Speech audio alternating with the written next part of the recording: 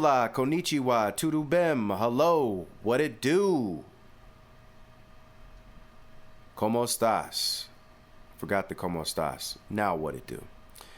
Welcome to the J-Boy Sports Podcast. Please like, share, and subscribe if you like this video and the other ones that I've done. However, if you do not like this video, you can still help a brother out and subscribe because, or like it, because it doesn't really hurt you. You never have to watch a video, but you would still be helping a brother out, which would be much appreciated. So, what we are going to take a look at today, this is the NBA playoffs, first round that we are still in.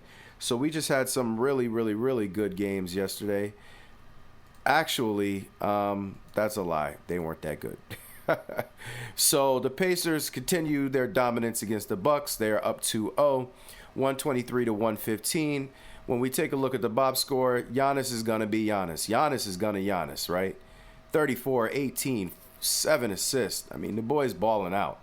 That's what Giannis does. The problem is, who else is coming with him? And so Dame Lillard returned yesterday. Dame, we do hope you are okay with the blood clots. But he came back and only had 14 points. He was 4 for 13 from the field. Now, he hasn't played, so you got to give him that grace. But the real issue that I see here is that with Dame's return, we also had a big game from Tyrese Haliburton. Now, he didn't shoot that great, but he had 21 points, okay? And overall, everybody on the Pacers was cooking and eating, man. And that's where the issue comes in. This type of stuff has to stop. And ultimately, I've been kind of saying this all year. I like Dame Lillard as a person. I actually like him as a person. And I liked his game on Portland. I don't really like his game here. And even then, I always questioned whether or not Dame Lillard was an actual winner. And the reason why is because I think he's Steph Curry without the overall unstoppable greatness of Steph Curry. He is very good. Dame is very good. I'm not going to take away from the fact that he is a very good player, but to me, he only does one thing well. That's it. He's not a great passer. He's not a good defender, in my opinion. So he's just out there to make shots. And if he's 4 for 13, you're done. But ultimately, that's why they keep losing to the Pacers. They've been losing to the Pacers since he got there, in my opinion. And it's because they cannot defend this team. The Pacers are an offensive juggernaut if you don't have the pieces in place to actually play defense on them. They're going to run you out the daggone building. And that's exactly what they are doing to the Bucks. The Bucks have Giannis. That is it. That's the only person that's going to be averaging 30. Dame is up and down. But Dame also has to run around and guard Haliburton and these other guys on defense, and he just cannot catch up to them. And it's not just Dame. The whole team is struggling to catch up to these guys. I don't know why they're not starting Kevin Porter Jr. because Kevin Porter Jr., in my opinion, is one of the only advantages that the Bucks have. He's a tall guard, very athletic, can score. He's got to start.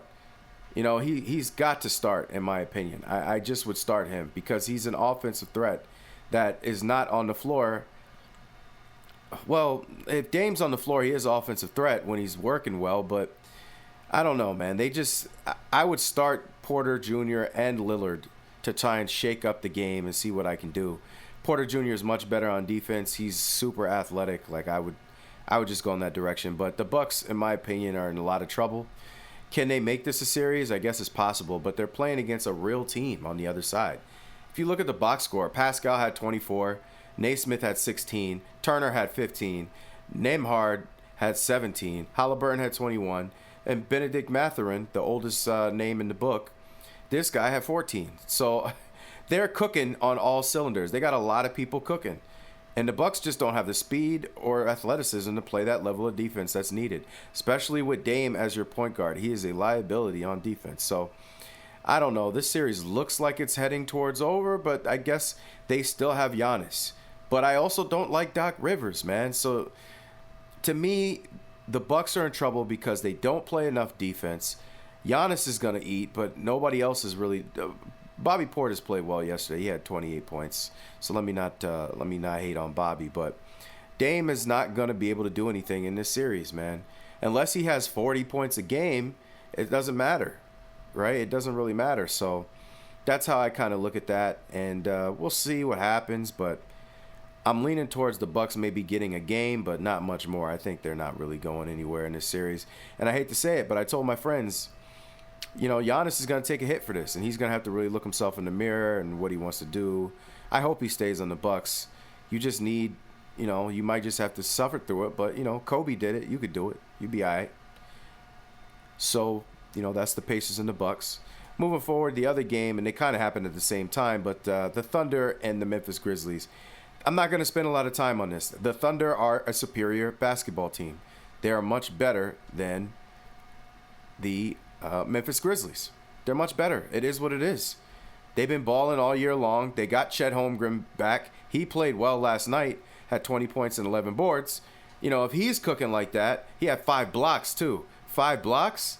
Yeah. And then obviously they still have Hartenstein there. He's putting in 6 and 10. Jalen Williams had 24 on great shooting. Shai Gilgeous is still struggling a little bit with his shot. He hasn't really found it thus far. And I would say part of that is because Memphis does have some size down there. Down low, just not on the perimeter, really. So he's been struggling a little bit. But the team, they're just too stacked, and their defense is just too good. Ja Morant is a good player, but he's really one-sided in his offense. He doesn't have like this crazy repertoire. He had 23, also didn't shoot really well. But, since the Grizzlies lost Dylan Brooks or gave him up or let him go or whatever, they have not had the same identity. They are not the same defensive juggernaut that they were at one point.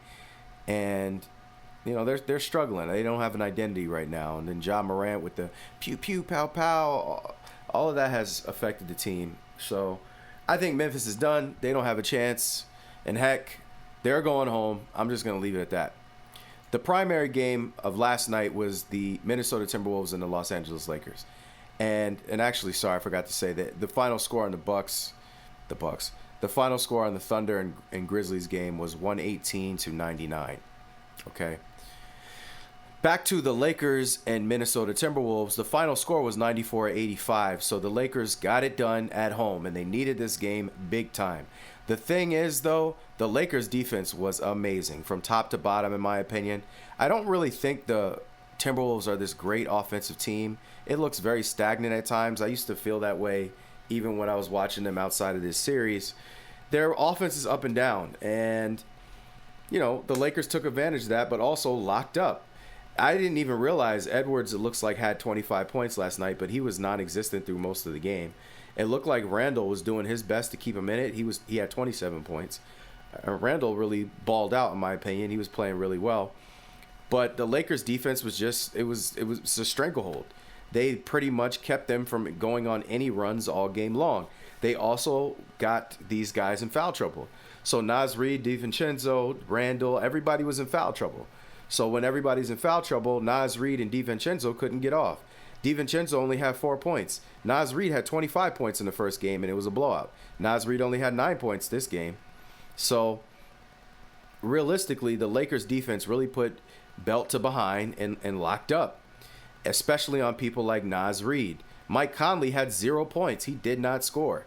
Also, obviously, the three-point shooting was a lot worse for Minnesota. It wasn't good for either team, but specifically, the Lakers locked up and took away a lot of those easy baskets, and I just don't feel like the Timberwolves were able to get on any runs. Julius Randle kept fighting, tried to keep him in it, but it didn't really matter. And Edwards had 25, but it seems like the 25 was – it wasn't an authoritative 25. It was just a 25, in my opinion. So the Lakers, on the other hand, you had Luka Doncic, who was just balling. He's coming out in the first quarters and killing it. He was 11 of 11 from the free throw line. If he's making his free throws, that's another problem that you have right there. Nobody draws fouls like this guy. Everybody complains about SGA, but if you watch Luka, it doesn't make sense how he's getting these fouls off, man. It doesn't make sense to me.